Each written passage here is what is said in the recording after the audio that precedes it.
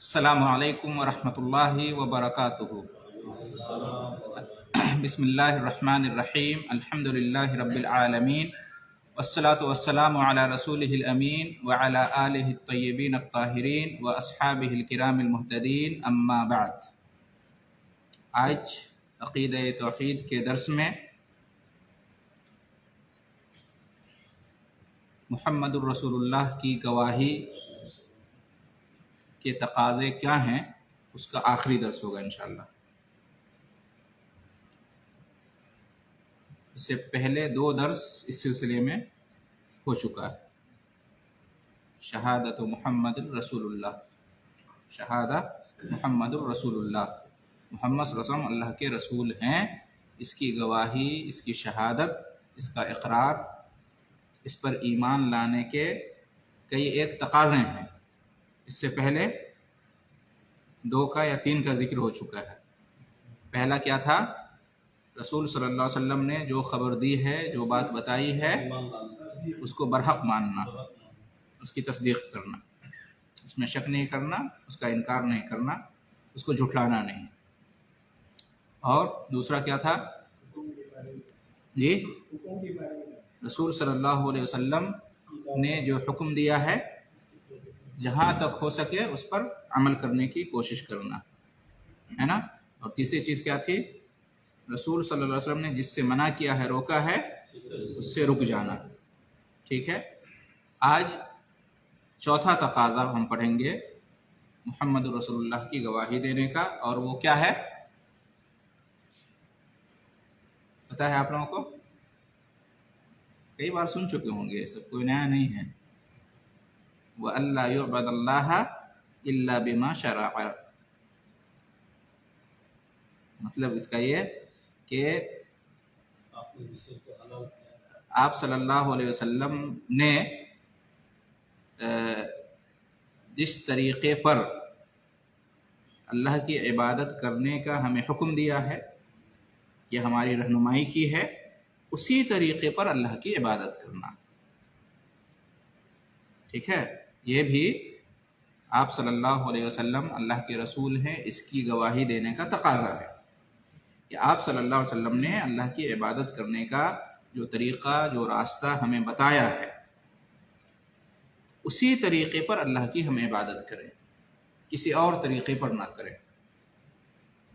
جب آپ گواہی دیتے ہیں کہ محمد صلی اللہ علیہ وسلم اللہ کے رسول ہیں، تو اس کا یہ بھی ایک مطلب ہے، اس کا یہ بھی ایک تقاضا ہے کہ آپ اللہ کی عبادت کریں تو اسی طریقے پر جو رسول صلی اللہ علیہ وسلم نے ہمیں سکھایا۔ ٹھیک ہے، واضح؟ دلیل اس کی کیا ہے؟ ایک تو یہ ہے کہ لاجک اس میں یہی ہے کہ اللہ تعالیٰ نے رسول کو بھیجا کس لیے ہے؟ اللہ تعالیٰ نے رسول کو انسانوں کی طرف بھیجا کس لیے ہے؟ کیا صرف اس لیے کہ لوگوں کو اللہ کی عبادت کی طرف بلائے کہ لوگوں اللہ کی عبادت کرو، صرف اس لیے؟ یا اس کے ساتھ ساتھ اس لیے بھی کہ لوگوں اللہ تعالیٰ کی اس طرح سے عبادت کرو؟ ظاہر سی بات ہے، رسول صلی اللہ علیہ وسلم یا اس سے پہلے جو بھی رسول آئے، انہوں نے اپنے قوم کو اللہ کی عبادت کی بھی دعوت دی اور وہ طریقہ بھی بتایا جس کے مطابق اللہ کی عبادت کرنی ہے۔ ورنہ صرف عبادت کا پیغام پہنچانا مقصد ہوتا تو اور بھی راستے اور طریقے تھے، ہے نا؟ صرف قرآن نازل کر دیتا، بس پیغام ہے قرآن اللہ تعالیٰ کا، کسی اور طریقے سے فرشتے کے ذریعے سے پیغام بھیجوا دیتا کہ اللہ کی عبادت کرو۔ لیکن اللہ کی عبادت کریں کس طرح، اس کا طریقہ کیا ہونا چاہیے؟ ٹھیک ہے، تو رسول کو اللہ تعالیٰ نے بھیجا تاکہ پریکٹس کر کے دکھائیں قوم کو، لوگوں کو، تاکہ لوگوں کو یہ بہانہ نہ رہے کہ یہ تو پیغام ہے، یہ تھیوری ہے، لیکن پریکٹس اس کی کیسے ہم کریں گے، پریکٹیکل کیسے ہوگا؟ یہ بہانہ ہو سکتا تھا لوگوں کے پاس کہ اللہ کے اس پیغام پہ ہم کیسے عمل کریں۔ کوئی نمونہ ہونا چاہیے، کوئی سمپل ہونا چاہیے، ہے نا؟ تو اس لیے اللہ تعالیٰ نے رسول کو بھیجا کہ لوگوں کو اللہ کی عبادت کی طرف بلائیں اور عبادت کا طریقہ بھی بتائیں۔ ٹھیک ہے، اس لیے قرآن میں اللہ رب العالمین نے کیا ارشاد فرمایا، لقد کان لکم فی رسول اللہ اسوۃ حسنہ۔ ترجمہ اس کا کیا ہے؟ ہاں، تمہارے لیے اللہ کے رسول میں بہترین نمونہ، بہترین نمونہ، لمن کان یرجو اللہ والیوم الآخر وذکر اللہ کثیرا، کہ اللہ کے رسول میں بہترین نمونہ ہیں تم سب کے لیے، خاص طور سے ان کے لیے لمن کان یرجو اللہ، جو اللہ سے امید رکھتا ہے، اللہ سے ملاقات کی امید رکھتا ہے، اللہ کے دیدار کی امید رکھتا ہے، اللہ کی رحمت اور جنت کی امید رکھتا ہے نا، اور آخرت کے دن کی امید رکھتا ہے، یعنی جس کا آخرت پر ایمان ہے، یقین ہے، وذکر اللہ کثیرا، اور جو اللہ تعالیٰ کا ذکر کرنا چاہتا ہے، یعنی اللہ تعالیٰ کی عبادت کرنا چاہتا ہے۔ ذکر کیا ہے؟ اللہ کا ذکر کیا ہے؟ عبادت ہے۔ ہم جو نماز پڑھتے ہیں وہ بھی کیا ہے؟ اللہ کا ذکر ہے۔ اقیم الصلاۃ لذکری، نماز کو میرے ذکر کے لیے قائم کرو۔ اور حج کے بارے میں بھی ذکر کا لفظ آیا ہے قرآن میں۔ تو اللہ تعالیٰ نے کیا فرمایا کہ اللہ کے رسول میں تمہارے لیے بہترین نمونہ ہیں، کن کے لیے؟ جو اللہ سے امید رکھتا ہے، آخرت پر ایمان رکھتا ہے، اور اللہ کا بہت زیادہ ذکر کرتا ہے۔ تو معلوم یہ ہوا کہ اللہ کا ذکر کرنے کے لیے، اللہ کی عبادت کرنے کے لیے بھی ایک طریقہ ہے، اور وہ طریقہ کس کا ہے؟ رسول صلی اللہ علیہ وسلم کا طریقہ۔ آپ صلی اللہ علیہ وسلم ہمارے لیے آئیڈیل ہیں، نمونہ ہیں، رول ماڈل ہیں، کس میں؟ اللہ کی عبادت میں۔ لہٰذا آپ صلی اللہ علیہ وسلم نے اپنی زندگی میں جس طرح سے اللہ کی عبادت کی، یا جس طرح سے عبادت کرنے کا حکم دیا، یا آپ کے سامنے کسی نے اللہ کی عبادت کی اور آپ صلی اللہ علیہ وسلم نے اس کی تائید کی، یا آپ خاموش رہے، ٹھیک ہے، تو یہ طریقہ کیا ہو گیا؟ رسول کا طریقہ ہو گیا۔ اسی طریقے پر، اسی حد میں رہتے ہوئے ہمیں اللہ کی عبادت کرنی ہے، ٹھیک ہے۔ تو یہ دلیل ہوئی۔ اسی طریقے سے اور کیا دلیل ہے؟ نبی کریم صلی اللہ علیہ وسلم کا فرمان، صلو کما رأیتمونی اصلی، نماز پڑھو اسی طریقے سے جس طرح سے تم نے مجھے نماز پڑھتے ہوئے دیکھا، ٹھیک ہے۔ تو اس حکم کا کیا مطلب ہوا؟ اگر ہم جیسے چاہیں نماز پڑھ لیں تو پھر اس حدیث کا کیا مطلب ہوا؟ اللہ کے رسول نے یہ قید کیوں لگائی کہ جس طرح تم نے مجھے نماز پڑھتے ہوئے دیکھا اسی طرح سے نماز پڑھو؟ یہ فرمایا اللہ کے رسول نے۔ یہ نہیں کہا کہ جیسے چاہو نماز پڑھو، اللہ کا حکم ہے اقیم الصلاۃ، نماز قائم کرو، تو اب جیسے چاہو نماز پڑھ لو، ایسا نہیں ہے، ٹھیک ہے۔ اسی طریقے سے حج کے بارے میں فرمایا، خذوا عنی مناسککم، مجھ سے اپنے حج کے مسائل سیکھ لو، لے لو، ٹھیک ہے، آزاد نہیں چھوڑا کہ ہم جیسے چاہیں حج کریں۔ آپ صلی اللہ علیہ وسلم نے کیا فرمایا کہ خذوا عنی مناسککم، مجھ سے اپنے حج کے سارے احکام سیکھ لو۔ اسی طریقے سے وضو میں گزرا، اسی دن حدیث پڑھے تھے، نبی صلی اللہ علیہ وسلم نے کیا فرمایا وضو کی فضیلت میں؟ من توضأ نحو وضوئی ھذا، جس نے وضو کیا میرے وضو کی طرح سے، تو اس کے لیے فضیلت ہے۔ تو ان تمام دلیلوں سے معلوم ہوا کہ رسول صلی اللہ علیہ وسلم کی جو ہے نا، جو ہم گواہی دیتے ہیں رسالت کی، اس کا ایک تقاضا یہ بھی ہے کہ وعلیکم السلام ورحمۃ اللہ، مرحبا، کہ آپ صلی اللہ علیہ وسلم نے عبادت کا جو طریقہ اپنے قول سے یا اپنے عمل سے ہمیں بتایا ہے، اسی کے مطابق ہم اللہ کی عبادت کریں۔ اسی میں یہ بھی داخل ہے کہ یعنی جو رسول صلی اللہ علیہ وسلم کی رسالت اور نبوت کا جو ہم اقرار کرتے ہیں، ہم جو گواہی دیتے ہیں، اور اس کا یہ تقاضا ہے کہ اللہ کی عبادت کس طرح سے کرنی ہے، اس میں یہ بھی داخل ہے کہ ہم اللہ کی وہی عبادت کریں جو اللہ کے رسول نے ہمیں بتائی ہے، ٹھیک ہے۔ دو چیزیں اس میں، ایک تو یہ کہ ہم اللہ کی عبادت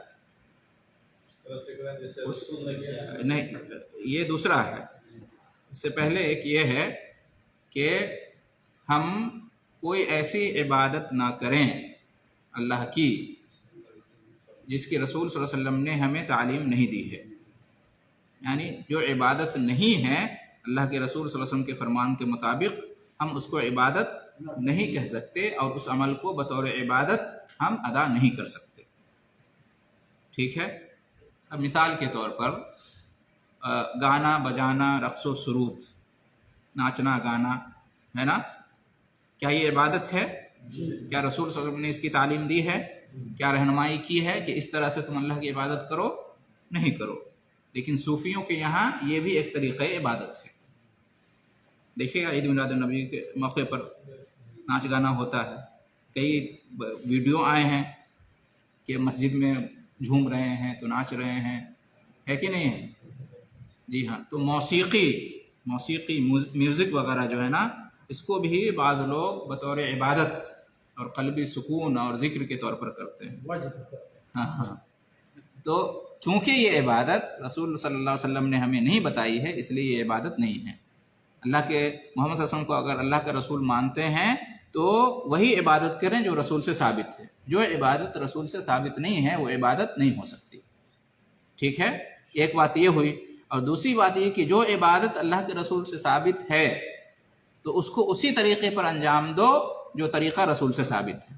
اب جیسے نماز رسول سے ثابت ہے کہ نماز ایک عبادت ہے، زکوٰۃ ایک عبادت ہے، حج ایک عبادت ہے نا، یہ سب ثابت ہے. تو کس طریقے پر کریں گے؟ طریقہ رسول ہی ہونا چاہیے. جو عبادت ثابت ہے اس کا بھی طریقہ رسول کا طریقہ ہی ہونا چاہیے. ایسا نہیں کہ ہم اپنی خواہش کے مطابق اللہ کی عبادت کریں، یا سنت سے ہٹ کر بدعت کے مطابق اللہ کی عبادت کریں، یا اپنے ذوق اپنی طبیعت کے مطابق اللہ کی عبادت کریں، یا کسی کی رائے ہے نا، کسی کے آئیڈیا کے مطابق ہم اللہ کی عبادت کریں. نہیں، ہمیں اسی طریقے پر اللہ کی عبادت کرنی ہے جو رسول صلی اللہ علیہ وسلم نے ہمیں سکھایا ہے. یہ دونوں چیز اس کے اندر ہے. ٹھیک ہے. ایک کیا کہ ہم ہاں جس طریقے سے ان سے ثابت نہیں ہے اس سے کرنا ہے. جی ہاں. رسول صلی اللہ علیہ وسلم نے جس کو کہا کہ یہ عبادت ہے وہی عبادت کرنی ہے. جس کے بارے میں اللہ کے رسول سے ثابت نہیں کہ یہ عبادت ہے ہم اس کو نہیں کر سکتے. اور دوسرے یہ کہ جو عبادت ثابت ہے اس کو اسی طریقے پر انجام دینا ہے جو رسول صلی اللہ علیہ وسلم نے ہمیں بتایا ہے، رہنمائی کی ہے. جی بالکل ٹھیک ہے. اس کی دلیل کیا ہے کہ ہمیں اپنی طرف سے کوئی عبادت ایجاد نہیں کرنی ہے اور نہ ہی اپنی طرف سے عبادت کا کوئی طریقہ ایجاد کرنا ہے. نبی صلی اللہ علیہ وسلم نے کیا ارشاد فرمایا؟ من احدث فی امرنا ھذا ما لیس منہ فہو رد، کہ جس نے ایجاد کیا ہمارے دین میں ایسی چیز جو اس میں سے نہیں ہے تو وہ کیا ہے؟ رد ہے، مردود ہے، باطل ہے. ٹھیک ہے. تو اس حدیث سے کیا معلوم ہوا کہ نہ خود ہم کوئی عبادت ایجاد کریں یا عبادت کا طریقہ ایجاد کریں جو کہ قرآن و حدیث میں مذکور نہیں ہے. ٹھیک ہے.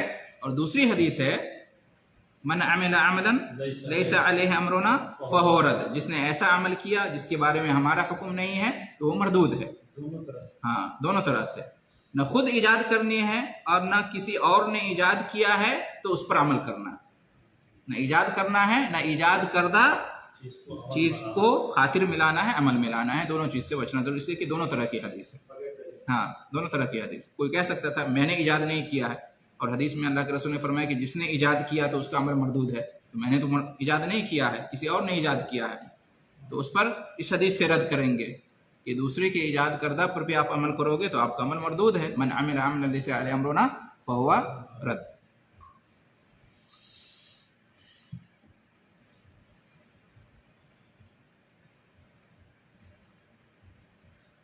قرآن میں اللہ رب العالمین نے ارشاد فرمایا الیوم اکملت لکم دینکم، آج میں نے تمہارے لیے تمہارے دین کو مکمل کر دیا ہے. کیا اس سے ثابت نہیں ہوتا ہے کہ جو عبادت اللہ کے رسول صلی اللہ علیہ وسلم کے زمانے میں نہیں تھی اس کے بعد میں یا آج وہ عبادت اسلام میں نہیں ہو سکتی؟ یہ معلوم ہوتا کہ نہیں ہوتا ہے. اور یہ کہ جو طریقہ عبادت اللہ کے رسول کے زمانے میں نہیں تھا وہ طریقہ عبادت کا طریقہ نہیں ہو سکتا۔ یہ دونوں چیز اس آیت سے سمجھ میں آتی ہے۔ کیوں؟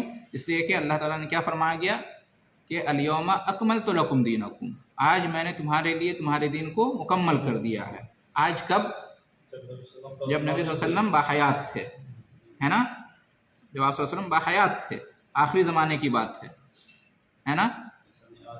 جی ہاں، تو اسی زمانے میں آپ صلی اللہ علیہ وسلم نے جب حج کیا تھا، اسی زمانے کی بات ہے، عرفہ کے موقع پہ، کہ آج میں نے تمہارے دن کو مکمل کر دیا۔ مکمل کا مطلب کیا ہوتا ہے؟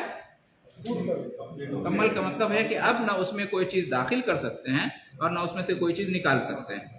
یہ مکمل کا مہر لگا دیا گیا ہے، شیلڈ مہر جو ہوتا ہے۔ اب نہ اس میں کوئی چیز ہم اندر کر سکتے ہیں، نہ اس میں سے کوئی چیز باہر کر سکتے ہیں۔ اگر کوئی چیز اس میں سے ہم نکال دیے تو بھی غلط، جو دین میں ہے اس کو ہم دین کا حصہ نہیں مانتے ہیں تو بھی غلط، اور جو دین میں نہیں ہے اس کو ہم دین میں ایڈ کر دیں گے، یہ بھی غلط۔ اور بدعت کیا ہے؟ یہی ہے، اپنی طرف سے ایڈ کرنا، ٹھیک ہے؟ جو عبادت رسول سے ثابت نہیں یا جو طریقہ عبادت رسول سے ثابت نہیں وہ بدعت ہے۔ اور بدعت کس کو کہتے ہیں؟ جو دین میں بعد میں ایڈ کر دیا گیا ہو، اسی کو بدعت کہتے ہیں۔ تو یہ آیت بھی ہے اسی طریقے سے۔ وہ آیت ہے ام لہم شرکاء شرعوا لہ، ام لہم شرکاء شرعوا لہم، کیا ان کے شریک ہیں جنہوں نے ان کے لیے شریعت مقرر کی ہے؟ ام لہم شرکاء شرعوا لہم من الدین ما لم یاذن بہ اللہ، کیا ان کے پاس اللہ کے ایسے شریک ہیں جنہوں نے ان کے لیے دین اور شریعت بنائی ہے جس کا اللہ تعالیٰ نے حکم نہیں دیا ہے؟ اس سے کیا معلوم ہوا کہ جو کوئی نئی عبادت اپنی طرف سے نکالے یا عبادت کا نئی طریقہ نکالے تو وہ کیا ہے؟ گویا کہ اس نے اپنے آپ کو اللہ کا شریک بنا لیا، اس نے شریعت سازی کی، اپنی طرف سے اس نے شریعت بنائی۔ تو اللہ تعالیٰ کہہ رہے کہ کیا انہوں نے ایسے شریک بنا لیے ہیں اللہ تعالیٰ کے جو ان کے لیے دین اور شریعت کو مقرر کرتے ہیں جس کا اللہ نے حکم نہیں دیا ہے؟ اللہ تعالیٰ سوال کر رہا ہے، مطلب یہ سوال انکاری ہے، یعنی ایسا نہیں ہے، ایسا نہیں ہو سکتا۔ اللہ کے علاوہ شریعت بنانے کا حق کسی کو نہیں ہے، شریعت سازی کا حق کسی کو نہیں ہے۔ خود رسول صلی اللہ علیہ وسلم اپنی طرف سے شریعت نہیں بنائے ہیں، اللہ کے حکم سے ہمیں شریعت پہنچائے ہیں۔ اللہ کے رسول نے شریعت نہیں بنائی ہے، اللہ کے رسول نے شریعت پہنچائی ہے۔ اللہ کے رسول نے جو کچھ بھی کہا اللہ کے حکم سے کہا، تو گویا کہ اللہ کے رسول کی شریعت اللہ کی شریعت ہے، ٹھیک ہے؟ نبی کریم صلی اللہ علیہ وسلم سب سے زیادہ اپنی زندگی میں کس چیز سے ڈرایا کرتے تھے؟ شرک سے اور بدعت سے۔ آپ صلی اللہ علیہ وسلم کا زندگی بھر کا کام کیا تھا؟ درس دینا، خطبہ دینا، نصیحت کرنا، ہے نا؟ آپ جب بھی کوئی درس دیتے تھے، خطبہ دیتے تھے، نصیحت کرتے تھے تو کیا پڑھتے تھے؟ خطبہ حاجہ، ان الحمد للہ نحمدہ ونستعینہ پڑھتے تھے نا؟ تو اس میں کیا ہے؟ خیر الہدی ہدی محمد صلی اللہ علیہ وسلم وشر الامور محدثاتها وکل محدثۃ بدعہ وکل بدعۃ ضلالہ وکل ضلالۃ فی النار۔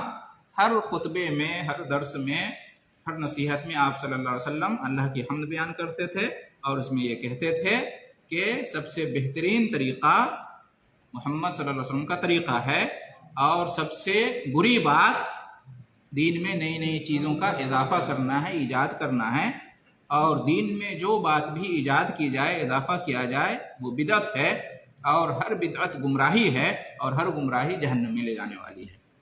تو سب سے زیادہ نبی صلی اللہ علیہ وسلم نے گویا کہ بدعت سے ہی ڈرایا ہے، اور شرک بھی بدعت ہی ہے۔ شرک اصل میں کیا ہے؟ بدعت ہی ہے، غور کریں گے تو۔ بدعت کہتے ہیں کس کو؟ جو نیکی سمجھ کے اسلام میں کوئی عمل کرتا ہے جو اسلام میں نہیں ہے، جی، جو اسلام میں نہیں تھا، بعد میں ایڈ کیا گیا۔ تو دنیا میں سب سے پہلے کیا تھا؟ توحید یا شرک؟ توحید۔ نوح علیہ السلام کے زمانے تک توحیدی، تو شرک بعد میں پیدا ہوا، تو بعد میں پیدا ہونے والی چیز کیا؟ بدعت ہے۔ تو شرک بھی اصل میں بدعت ہی ہے۔ سب سے زیادہ نبی صلی اللہ علیہ وسلم نے کسے ڈرایا ہے؟ بدعت سے ہی ڈرایا ہے۔ اور بدعت کس میں ہوتی ہے؟ دین میں، عبادت میں، ٹھیک ہے؟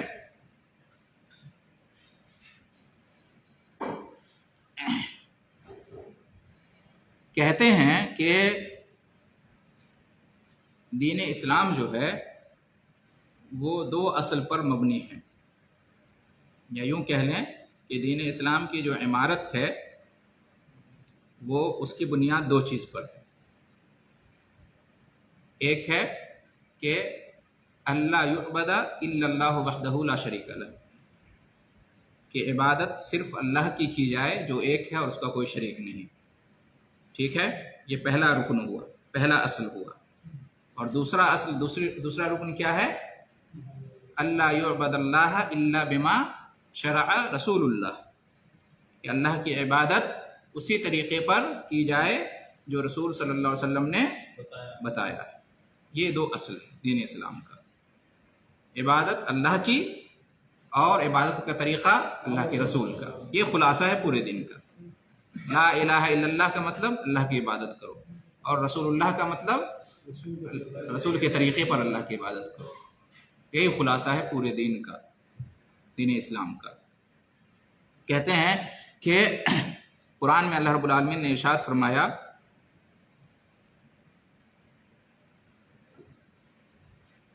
خلق الموت والحیات لیبلوکم ایکم احسن عملا، سورہ ملک، سورہ تبارک جو ہے سورہ ملک ہے، کہ زندگی اور موت کو اللہ نے پیدا کیا، کیوں؟ لیبلوکم، تاکہ تمہیں آزمائے، ایکم احسن عملا، کہ تم میں سے کون بہتر ہے عمل کے اعتبار سے، یعنی کس کا عمل اچھا ہے، ٹھیک ہے۔ تو اچھا عمل کس کو کہتے ہیں؟ اچھا عمل کا کیا مطلب یہاں پر؟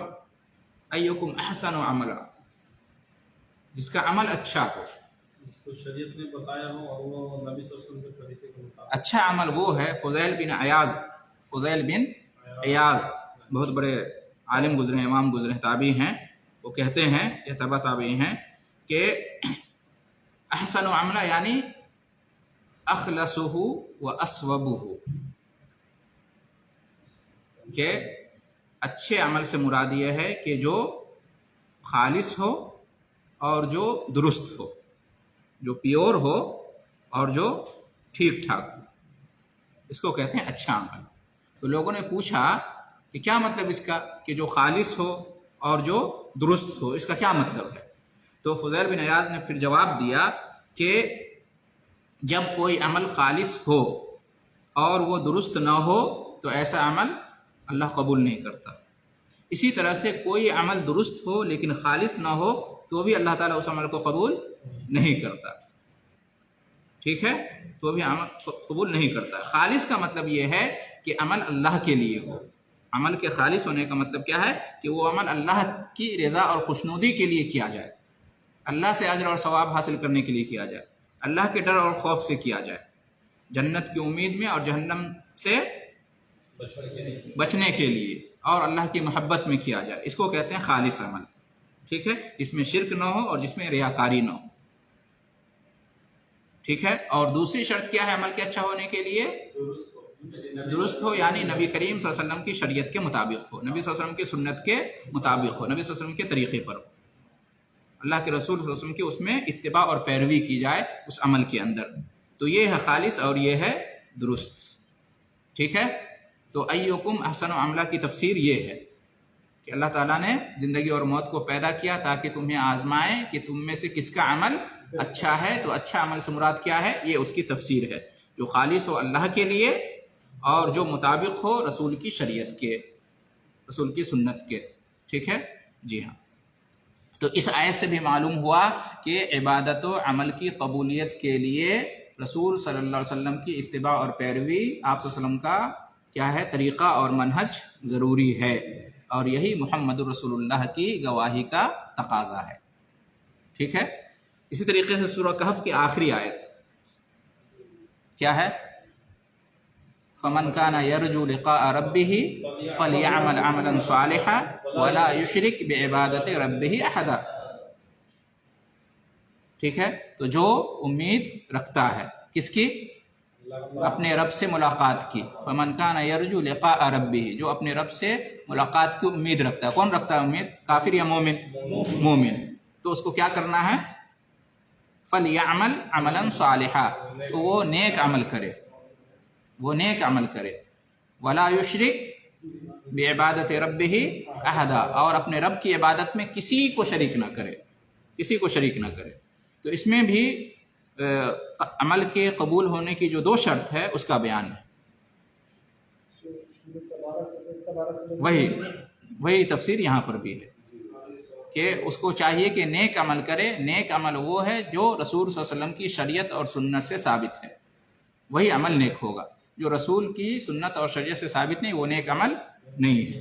तो एक शर्त ये हो गई नेक अमल, यानी अल्लाह के रसूल की शरीयत के मुताबिक वो अमल हो। वला युशरिक बिइबादत रब्बी अहदा, ये क्या हो गया, खालिस अल्लाह के लिए अमल होना चाहिए, किसी और को शरीक नहीं करना, रियाकारी नहीं होनी चाहिए और अल्लाह के साथ किसी को शरीक नहीं करना चाहिए।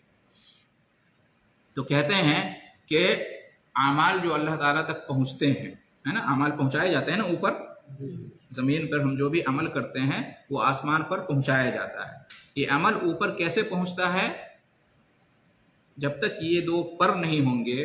मान लीजिए कि ये अमल परिंदा है तो उसके लिए दो पर का होना ज़रूरी है उड़ने के लिए, ऊपर तक जाने के लिए। तो एक क्या है, अमल खालिस हो अल्लाह के लिए, और दूसरा बाजू क्या है, पर क्या है, वो नबी सल्लल्लाहु अलैहि वसल्लम की सुन्नत के मुताबिक हो। कोई भी अमल, कोई भी इबादत बगैर इन दोनों शर्तों के ऊपर नहीं पहुँचता है और अल्लाह ताला के यहाँ काबिल कबूल नहीं होता है। कहते हैं कि इस बारे में चार तरह के लोग पाए जाते हैं, चार तरह के लोग पाए जाते हैं। एक वो जो सबसे बुरे लोग हैं, सबसे बुरे लोग वो हैं जिनके यहाँ न इखलास पाया जाता है अमल में और न ही रसूल सल्लल्लाहु अलैहि वसल्लम की सुन्नत की पैरवी पाई जाती है। ये सबसे बुरे लोग हैं, ठीक है, जो अमल करते हैं, इबादत करते हैं, लेकिन उस अमल और इबादत के अंदर इखलास नहीं है, या तो शिर्क है या रियाकारी है, एक चीज़ ये, और उनके यहाँ रसूल की सुन्नत की पैरवी भी नहीं है, बल्कि उस अमल और इबादत के अंदर बिदअत है, ठीक है। तो जो लोग इस तरह का अमल करते हैं, इस तरह की इबादत करते हैं कि जिसमें अल्लाह के लिए इखलास भी नहीं पाया जाता है और रसूल सल्लल्लाहु अलैहि वसल्लम की सुन्नत की पैरवी भी नहीं पाई जाती है, तो ये सबसे बुरे लोग हैं, ये सबसे बुरे लोग हैं। ये कौन लोग हैं, बिदअती लोग। ऐसे बिदअती लोग जो अपनी बिदअत वाला अमल करते हैं और रियाकारी के तौर पे करते हैं, या ऐसी बिदअत होती है जिसके अंदर शिर्क पाया जाता है। मिसाल के तौर पे ईद मिलादुन नबी देख लीजिए, एक मिसाल, अभी चूंकि उसका वक्त चल रहा है। ईद मिलादुन नबी क्या है, बिदअत है, और ईद मिलादुन नबी के अंदर शिर्क भी पाया जाता है, जैसा कि उनके अमल से लगता है। और फिर ये बिल्कुल खुल्लम खुल्ला अलल ऐलान होता है, एक तरह की रियाकारी है, दिखावा है। वो दिखाते हैं ना कि हम रसूल से मोहब्बत करते हैं, यही तो उनका मकसद है ना, रसूल से मोहब्बत और अकीदत का दिखावा है, इसलिए नारेबाजी करते हैं, जुलूस निकालते हैं, सब कुछ है, नाच गाना सब कुछ। तो इसमें क्या है, इखलास भी नहीं है अल्लाह के लिए, बल्कि रियाकारी है और शिर्क है। इखलास का उल्टा क्या होता है, रियाकारी और शिर्क, ठीक है। तौहीद नहीं है, शिर्क है, इखलास नहीं है, रियाकारी है। तो जब शिर्क आ गया, रियाकारी आ गई, तो अमल कबूल ही नहीं होगा, इबादत कबूल ही नहीं होगी। पहली शर्त है कबूलियत के लिए। और दूसरी चीज़ क्या है कि उसके अंदर क्या है, ये रसूल सल्लल्लाहु अलैहि वसल्लम की सुन्नत की पैरवी नहीं है। क्या ईद मिलादुन नबी रसूल सल्लल्लाहु अलैहि वसल्लम की सुन्नत से साबित है मनाना? क्या रसूल सल्लल्लाहु अलैहि वसल्लम ने खुद मनाया अपना, या अपने से पहले किसी रसूल का आपने मनाया ईद मिलादुन नबी? सहाबा किराम ने भी नहीं मनाया, तो ये बिदअत हो गई दीन के अंदर। बिदअत हुई या नहीं हुई? तो रसूल की सुन्नत भी नहीं इसमें है और अल्लाह के लिए इखलास भी नहीं है। तो जिनका अमल इस तरह का होता है वो सबसे बुरे लोग हैं। पहले नंबर पर ये हैं। दूसरे नंबर पर वो लोग जो इससे कम दर्जे के बुरे हैं, जिनके यहाँ क्या है कि मुताबियत रसूल की सुन्नत की पैरवी तो है, लेकिन अल्लाह के लिए इखलास नहीं है, अल्लाह के लिए इखलास नहीं है। रसूल की सुन्नत की पैरवी है लेकिन इखलास नहीं है, यानी रियाकारी के लिए नमाज पढ़ते हैं, रोज़ा रखते हैं, हज करते हैं। हज इसलिए करते हैं कि लोग हाजी कहें, नमाज इसलिए पढ़ते हैं ताकि लोग नमाजी कहें। लेकिन जब इस अमल को करते हैं तो बिल्कुल सुन्नत के मुताबिक, लेकिन दिल में इखलास नहीं है। मकसद क्या है? रियाकारी, दिखावा, शोहरत कमाना, नाम पैदा करना, है कि नहीं? अगर नहीं कहेंगे तो लोग क्या कहेंगे, इतना माल है फिर भी हज को नहीं गया, इतना माल रखे हुआ फिर भी ज़कात नहीं देता है, इतने सेहतमंद तंदुरुस्त हो, मस्जिद बगल में है, अजान की आवाज़ आती है फिर भी नमाज नहीं पढ़ते हो। तो लोगों की नज़रों में आने के लिए या लोगों की बातों से बचने के लिए कोई अमल और इबादत करना, ये क्या रियाकारी है, ये भी दिखावा है। तो ये भी बुरे लोग हैं, लेकिन जो पहले लेवल के लोग हैं उससे कम हैं। अल्लाह के रसूल की पैरवी है अमल और इबादत के अंदर, लेकिन अल्लाह के लिए इखलास नहीं पाया जाता है। ठीक है। और इसकी एक पहचान क्या है कि जब लोगों के साथ होते हैं, नमाज का वक्त होता है तो नमाज पढ़ लेते हैं, है ना। जब जान पहचान के लोगों के साथ होते हैं, नमाज का वक्त हुआ, नमाज पढ़ लिया। लेकिन अगर अकेले हैं, तन्हा हैं, जान पहचान के लोग नहीं हैं, अजान हुई, नमाज आई गई, उसको कोई मतलब नहीं है। तो ये क्या है, मुनाफिकत है और रियाकारी है। तीसरे नंबर पर वो हैं जो क्या करते हैं, जिनके यहाँ इखलास पाया जाता है अमल के अंदर, लेकिन सुन्नत की पैरवी नहीं पाई जाती है। इखलास पाया जाता है लेकिन सुन्नत की पैरवी नहीं है। ये किसके अंदर है, बहुत ज़्यादा जो अपने आप को इबादत गुजार जाहिर करते हैं, बहुत मुत्तकी हैं, परहेज़गार हैं, इबादत गुजार हैं, नमाज मस्जिद कुरान के अलावा कोई मतलब ही नहीं है। ऐसा होना चाहिए, अच्छी बात है, लेकिन उसमें से ज़्यादातर लोगों को आप देखेंगे कि सुन्नत के मुताबिक उनका अमल नहीं है, बिदअत। तबलीगी जमात वालों को आप इस पर क़ियास कर सकते हैं, सबकी बात नहीं कर रहे हैं, लेकिन ज़्यादातर लोगों का यही हाल है। इखलास उनके यहाँ बहुत ज़्यादा है, बड़ी मेहनत करते हैं, बड़ी लगन है, बहुत दिलचस्पी है और अपना वक्त बहुत देते हैं अल्लाह की इबादत के लिए, दावत के लिए, लेकिन क्या नहीं है, रसूल की सुन्नत, रसूल का तरीक़ा वो फॉलो नहीं करते हैं, बल्कि उनका एक ख़ास मनहज है, मसलक है, ख़ास निसाब है, उसी के मुताबिक करते हैं। तो ये कमी उनके यहाँ पाई जाती है। चौथे नंबर पे कौन है, अब आप लोग जवाब दीजिए। जो जिसके अंदर जो है हक इखलास भी हो और उसके अंदर जो नबी सल्लल्लाहु अलैहि वसल्लम हाँ, जिनके यहाँ इखलास भी हो अल्लाह के लिए, हक भी हो और सुस्ती और गफलत ज्यादा हो। नहीं, जो मतलब ये तीन गुजर चुके हैं, तीनों के मुकाबले में ये चौथे वाले सबसे बेहतर हैं। यानी उनका अमल खालिस अल्लाह के लिए है और उनका अमल रसूल की सुन्नत के मुताबिक है। ऐसे लोग बेहतर हैं, लेकिन हैं ये कौन लोग, इसी की तलाश है। कौन है? अहले हदीस के बारे में, सल्फियों के बारे में हम उम्मीद रखते हैं, लेकिन दिल को तो हम नहीं जानते हैं, दिल में क्या है। इखलास का मामला तो दिल से है। आप हुक्म जाहिरी पर ही लगाएंगे, हाँ बातनी पर तो कोई हुक्म नहीं जी, लगाएंगे। जाहिर हम देख रहे हैं कि सुन्नत के मुताबिक है माशाल्लाह। तो हम लोग हक, ठीक है, और उम्मीद करते हैं कि दिल भी मुखलिस होगा इंशाअल्लाह। ये अल्लाह को ही पता होगा, हम ये सिर्फ अल्लाह ही को पता होगा। हाँ, नहीं आप यहाँ लेकिन 100 ये है आदमी कि- की नमाज पढ़वाइए, लेकिन ये है, हाँ तो आप 100 आदमी की नमाज पढ़ने का जो तरीका है, उससे जाहिरी जो हुक्म सादिर होगा उसी पर हम हुक्म लगाएंगे। बिल्कुल बिल्कुल। तो जाहिरी यही पता लग जाएगा। दोनों चीज है ना इसमें, इखलास भी दिल वाला मोहब्बत। इसलिए मैंने कहा कि हम हुक्म नहीं लगाएंगे, लेकिन उम्मीद करते हैं। हुक्म हम लोग नहीं लगा रहे, जस्ट डिस्कस कर रहे हैं जी, उम्मीद करते हैं। कहते हैं कि दो हदीस है जिसने समझिए पूरे दीन को जमा कर लिया है, पूरे दीन का खुलासा उन दोनों हदीसों में बयान किया गया है, तमाम हदीसों का वो निचोड़ है। दो हदीस है, एक का ताल्लुक़ इखलास से है और दूसरे का ताल्लुक़ इत्तिबाए सुन्नत से है। एक का ताल्लुक़ इखलास लिल्लाह और दूसरे का ताल्लुक़ रसूल की इत्तिबा। इन्नमल अमालु बिन्नियात, ये इखलास, नियत खालिस होनी चाहिए है ये। और दूसरा क्या है, दूसरी हदीस, मन अहदस फी अमरिना हाज़ा मा लैसा मिन्हु फहुव रद्द, या मन अमिला अमलन लैसा अलैहि अमरुना फहुव रद्द। उस हदीस में कि अमल का दारो मदार नियत पर है। नियत अगर खालिस होगी तो अजर मिलेगा, नियत खालिस नहीं तो अजर नहीं मिलेगा बल्कि गुनाह मिलेगा। व इन्नमा लिकुल्लि इम्रिइन मा नवा, जो जैसे नियत करेगा उसको वैसा ही मिलेगा, है कि नहीं। और इसकी मशहूर हदीस वही है, इससे पहले भी बयान हुई थी कि क़यामत के दिन सबसे पहले जिन तीन लोगों का हिसाब होगा वो कौन लोग हैं, और जिनको आखिर में जहन्नम में डाल दिया जाएगा वही है। एक आलिम होगा, आलिम और कारी होगा, और एक मुजाहिद होगा, और एक सखी फयाज होगा। तीनों बेहतरीन काम करने वाले ज़ाहिरी तौर पर।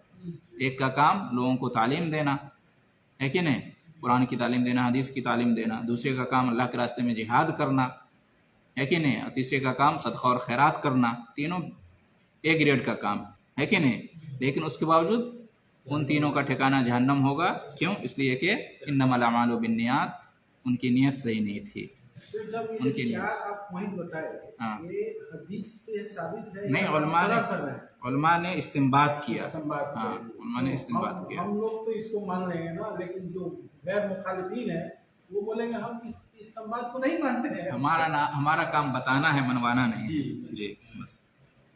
جی. اور دوسری وہ حدیث ہو گئی ہے نا، رسول اللہ صلی اللہ علیہ وسلم کی سنت کے اس لیے مطابق ہمارا عمل ہونا چاہیے. اس پر ہم کون سی دلیل پیش کر سکتے ہیں؟ کون سا؟ جیسے اس کی ایک مثال دی نا، ان تینوں کا ٹھکانہ جہنم ہوگا. کس وجہ سے؟ کہ اخلاص نہیں تھا ان کے اندر. انہوں نے دنیا طلب کیا، ان کو دنیا ملی ہے نا. عالم نے سوچا کہ لوگ بہت بڑا عالم کہیں گے تو کہا گیا. مجاہد نے سوچا لوگ مجاہد کہیں گے تو کہا گیا. اور سخی فیاض نے کہا کہ لوگ کہیں گے بڑا دل والا ہے، سخی فیاض ہے. تو دنیا میں مشہور ہونا ان کا مقصد تھا، مشہور ہو گئے، دنیا میں مل گیا، آخرت میں کچھ نہیں ملے گا ان کو. اور اس کی مثال کہ نبی صلی اللہ علیہ وسلم کی سنت کی پیروی نہ کرنے پر بھی جہنم ہے. وہی حدیث کل امتی یدخلون الجنہ الا من ابا، تمام امت جنت میں داخل ہوگی سوائے ان کے جو انکار کرے.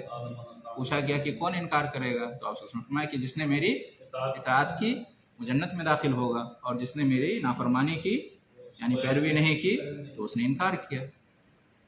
جی جیسے سب ایک پوائنٹ یہ بتائیے، جی. یہ جو بدعت اور یہ جو سنت نئے نئے طریقہ نکالتے ہیں تو اس کے لیے ان لوگ کہاں سے دلیل کو کرتے ہیں؟ چاہے جعفری ہو چاہے حسن ہی ہو. ان کے ایک سب سے مشہور دلیل جو ہے نا، وہ جو کہتے ہیں کہ یہ بدعت حسنہ ہے. بدعت حسنہ جیسے عید میلاد النبی یا اس طرح کی جو بدعتیں ہیں اس کو کہتے ہیں یہ بدعت حسنہ ہے.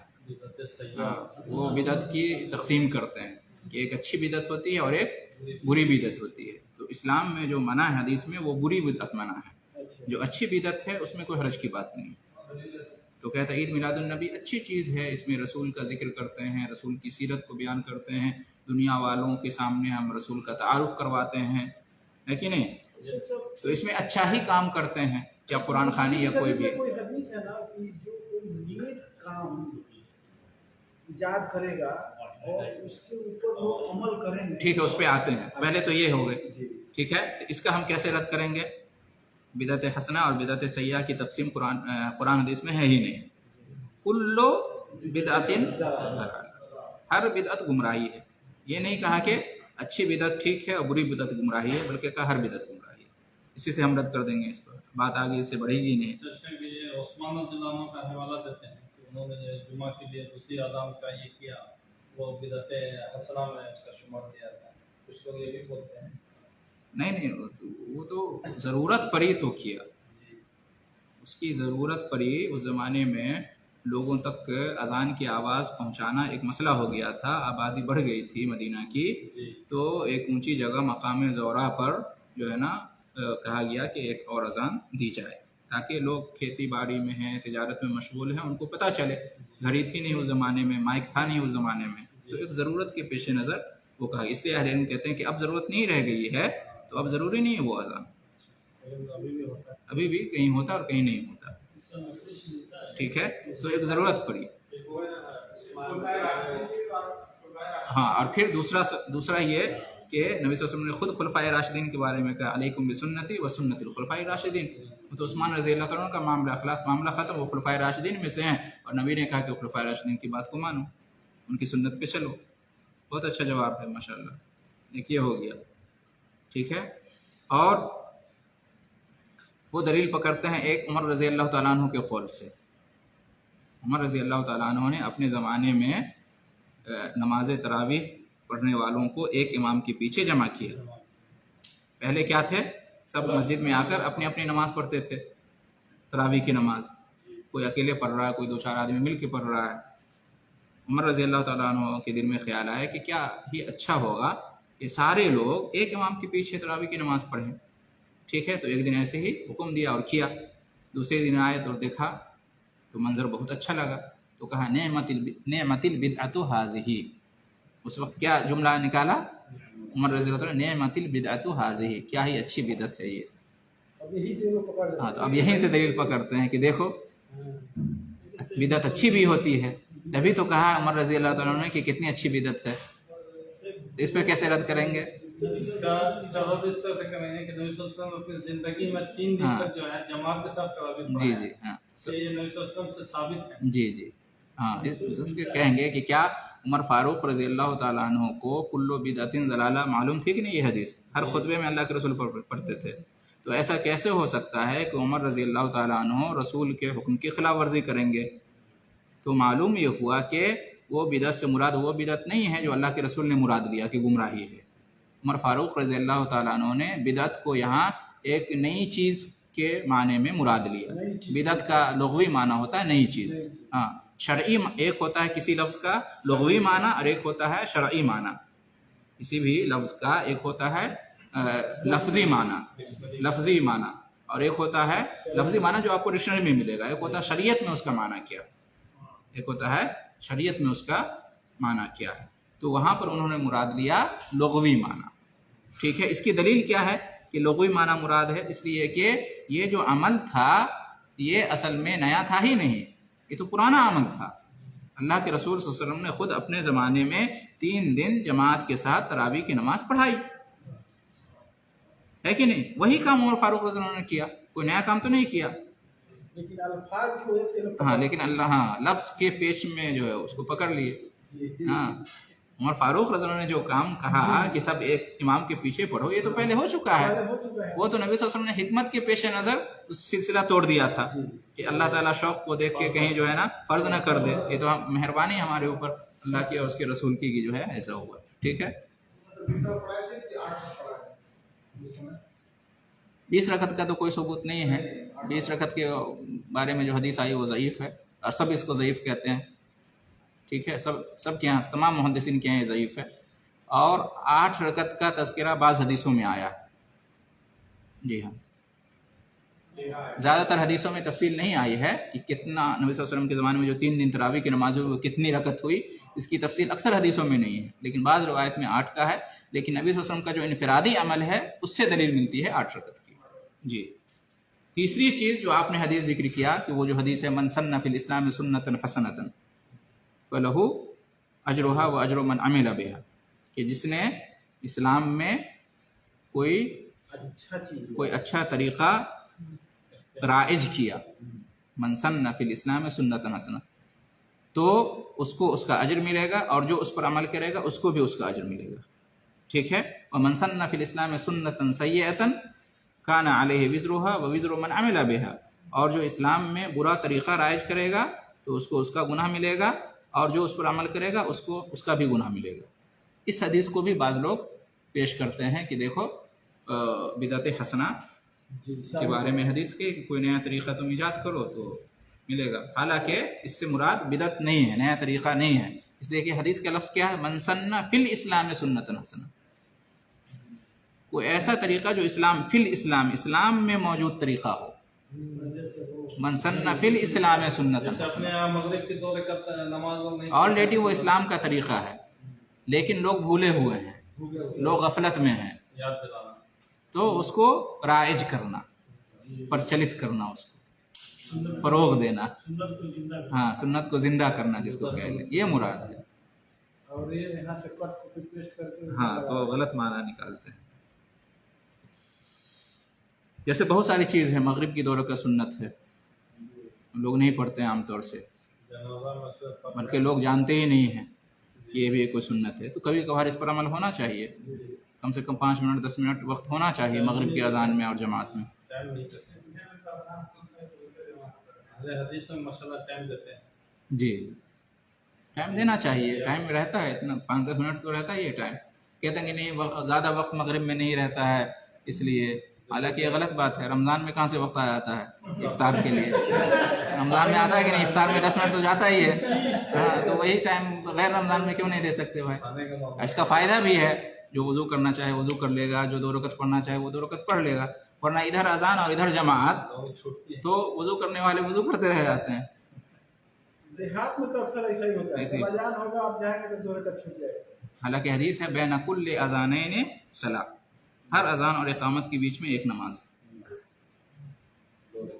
اور مغرب کے لیے خاص طور سے ایک حدیث بھی ہے، صلو قبل المغرب، صلو قبل المغرب، صلو قبل المغرب لمن شاء، مغرب سے پہلے نماز پڑھو، مغرب سے پہلے نماز پڑھو، مغرب سے پہلے نماز پڑھو، لمن شاء جو چاہے اس کے لیے حکم، یعنی یہ اختیاری ہے، آپشن ضروری نہیں، تو جو پڑھنا چاہے اس کو وقت دیجیے پڑھنے کا، اب کیوں محروم کر رہے ہیں؟ 5 منٹ دیجیے کم سے اس کے کم۔ بارے میں شریف اور حدیث بھی ہے نا کہ کوئی صحابہ کہیں شام سے کہیں سے آئے تو وہ مطلب جو ہے اذان ہو چکی تھی، تو وہ سوچے لگتا ہے جماعت ختم ہو گئی، لوگ جو ہے سب لوگ ایک ساتھ مطلب نماز پڑھ رہے ہیں یا جماعت کھڑی ہو گئی، ایسا وہ محسوس کیے، جبکہ وہ لوگ مغرب کی سنت پڑھ رہے تھے مدینے میں، یعنی سب لوگ نماز پڑھ رہے تھے، سب اس کے لوگ، بعد پھر جماعت ہوئی۔ یعنی اس پر عمل تھا باضابطہ تمام لوگوں کا، جس طرح سے دوسری سنت پڑھتے تھے مغرب کی سنت بھی پڑھا کرتے تھے۔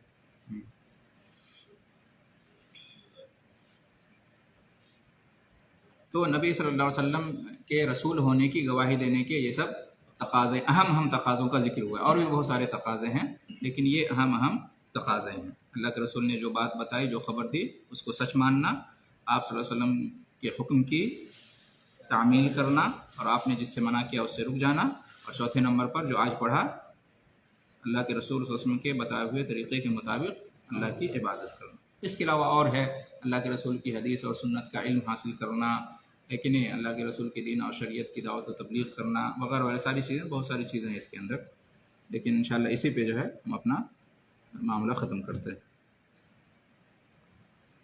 وآخر دعوانا ان الحمد للہ رب العالمین۔ جی